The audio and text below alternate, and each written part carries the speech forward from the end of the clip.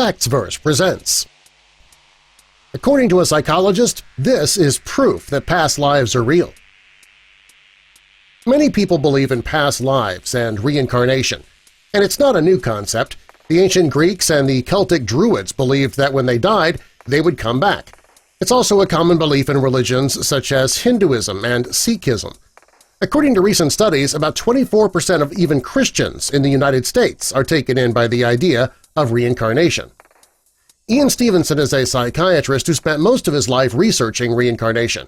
He believed that a person's specific traits could carry over into the next life. Ian was born in Montreal in 1918. He was raised in Ottawa and owned many books on theosophy. These books interested Ian because of his own preoccupation with the supernatural.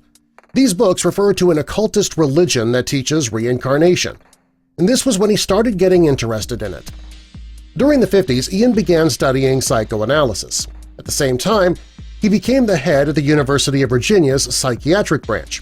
When he published a paper about personality being more plastic in children, it was not received well by his peers. Ian didn't let that put him off, though, and he continued with his research. He ended up finding children who could remember their past lives, and they were willing to open up to Ian about these memories. During his research, Ian found surprising patterns in these children. First, he discovered that the children who remembered their past lives told the stories between the ages of 2 and 5 years old. By the time the children were 8 or 9, the memories had already begun to fade. The children who did have memories of past lives remembered having vivid memories of dying violently. Ian believed that these past lives could explain a person's phobias or deformities in this life.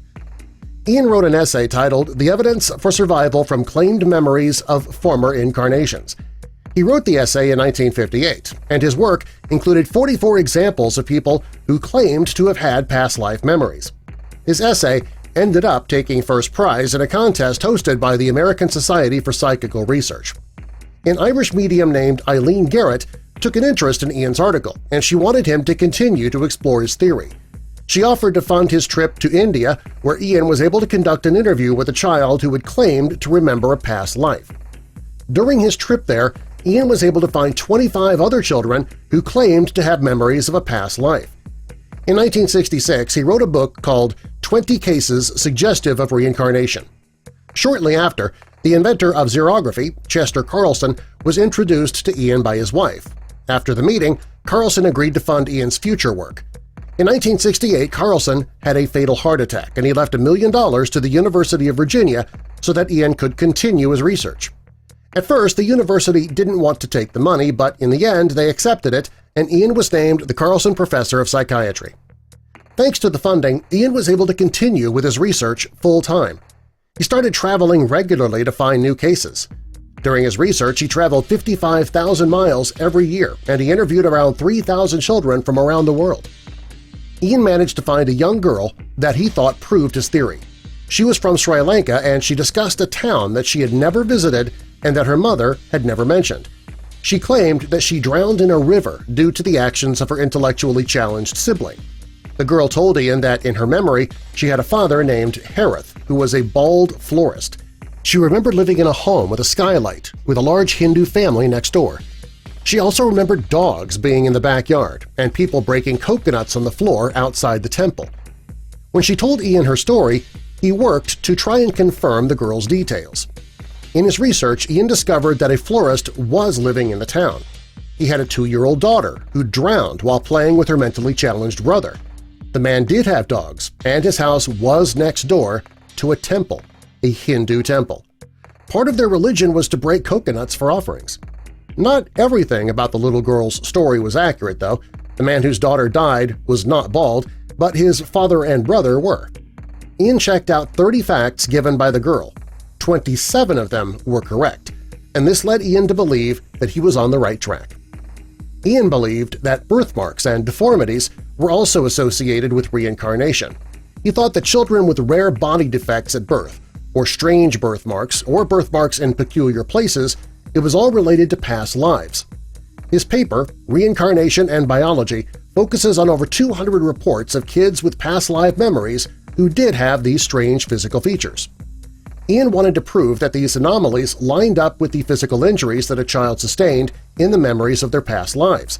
He was able to confirm his theory using autopsy reports from the deceased person. He also consulted photos of the corpses. A child from Turkey had an underdeveloped face and had a memory of a man being killed with a shotgun. A child in Thailand that Ian spoke with had birthmarks on the front and back of his head. The boy claimed to remember being shot in the head with a rifle. A girl who was born with only one leg claimed to remember being hit by a train in a past life. Ian spoke to a boy in India who was born with a stubbed hand, which was said to be a very uncommon deformity. He remembered having a mechanical accident in his past and lost his fingers. Ian believes the children he spoke to were being honest, but not every child has memories of a past life. Reincarnation is widely accepted in India, and only 1 in 500 children have memories of past lives even there. Ian believes that adults could not extract memories of past lives through direct questioning. They need to be remembered by a child. These memories were often triggered during an external event. In most of the children he spoke with, they remembered dying violently. Ian believed that it was these intense emotions that allowed the child to carry the memory to their next life. During this research, Ian discovered that reincarnation didn't happen right away. There were often several years between the past life and the new one. He did notice, however, that the individual's souls often remained in the same local area.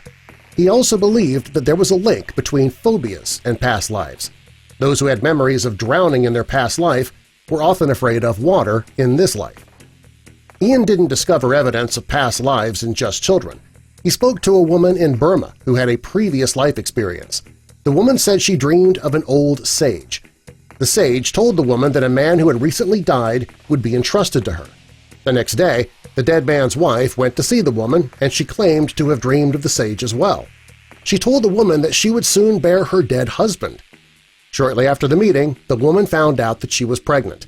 Ian believed that there were too many coincidences in this story not to take them seriously. Many people didn't believe in Ian's work or his theories. In an obituary for the New York Times, Margaret Fox wrote that his detractors saw him as dogged and earnest. It's also said that he was led to his beliefs strictly due to wishful thinking. Others believed that what Ian was hearing from the children was just wild stories that they were creating in their own imaginations. People thought he was naive and claimed that his findings lacked cultural context. While some people in the psychiatric and scientific community did not believe in Ian's work, Doris Kuhlman-Wilsdorf, an award-winning physicist, endorsed her death in 2010. And before she died, she said, "The statistical probability that reincarnation does in fact occur is so overwhelming that cumulatively the evidence is not inferior to that for most, if not all, branches of science." According to a psychologist, this is proof that past lives are real. Some believe the research is too damning not to believe. Others believe that his theories are just wild stories made up by a man who needed something to believe in. What do you think? Give us your opinion in the comments below, and subscribe for more.